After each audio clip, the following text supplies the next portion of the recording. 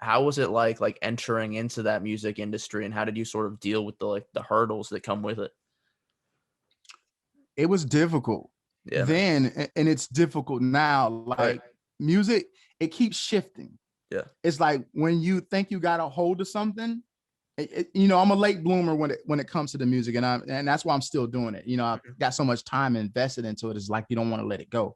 Yeah. So back then, you had to you we didn't have access to recording studios and equipment like we do now, right? Mhm. You can literally go to Sam Ash Guitar Center, whatever, and purchase yourself a audio interface and a mic, right? Back then, you couldn't do that because it wasn't in the budget. Right. So pardon me, you had to find someone or an organization that had a recording studio. And back then, bro, they were like, woo, we're talking about anywhere from $80 an hour to like maybe up to $200 an hour, depending on how big that recording studio was. So, being a jit like that, you had to go get you a job. If you didn't want to hustle and, get on the corner and stuff, you had to go. Like me, I worked at Winn-Dixie, bro.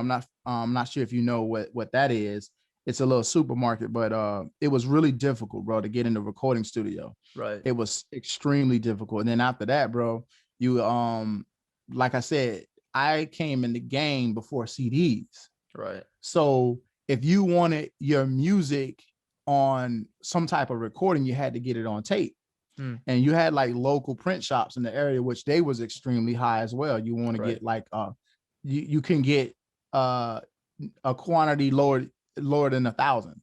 So it take you about like $1,200 to $2,000 to get those pressed up. And if you want to do anything else, you got to go to Walgreens or Eckert's or because they were popping at the time. Walmart wasn't even popping like it's popping now. And you had to go buy like a damn like a 20 pack, and you had to find somewhere to take those tapes to duplicate all of your music and songs on those tapes. It was we didn't have social media like we have it now. So you had to actually get in people's face. You had to walk up to complete strangers in like public places, which was, scary as hell. You know what I'm saying? So it was difficult, bro. It was difficult. It's difficult now as well. Were you handing out like mixtapes? Were you handing out like flyers or something? As many as we could. Because honestly, I started out with my best friend at the time. I started out with him. We were like a duo group at the time. And man, we as many as we can press up.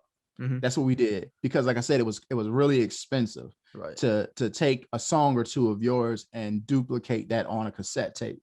And then came the CD era, which made it a little easier. And I started a gig at Circuit City. I'm not sure if you remember Circuit City. Remember Circuit City? No. It's like Best Buy. Okay. You familiar with Best Buy? Okay. I'm Circuit City Best Buy, was Best Buy's competitor. And actually Best Buy pretty much put them out of business. So they had these CD duplicators, right? So I had the upper hand because I worked at Circuit City. So what I would do is I had my songs and I would buy like a 30 pack of blank CDs, and sneak them, go to the audio department where they sold these devices, and sneak my master copy in one side and then put the blank one in the other side and just duplicate them shits. You see what I'm saying? Yeah, you had that competitive advantage, bro. Yeah. And I had the advantage because I worked at this place. A lot of other like rappers and singers at the time, they didn't have this accessibility like I did. So and then from that point we would go to like parties and stuff, and we would try to sell as many as we could. But if nobody didn't want to buy it, we actually gave it to them. We put our names on it and stuff. Didn't have no website.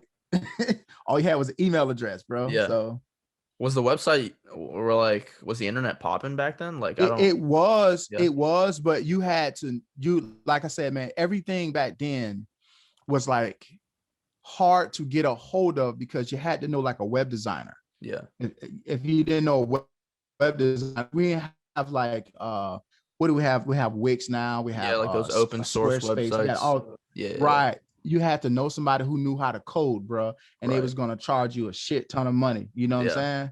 So you really, bro, like all you had was your email address and your phone number.